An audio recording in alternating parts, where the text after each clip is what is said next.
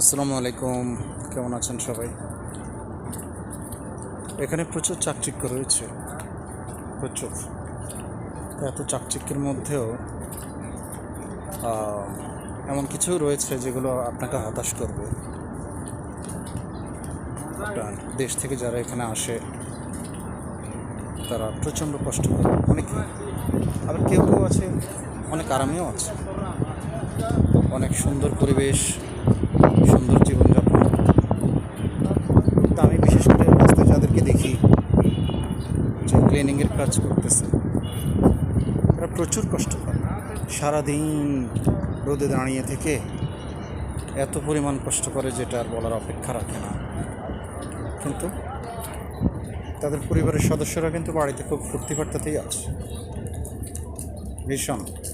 বিশেষ করে মহিলারা মার্কেটে যাওয়া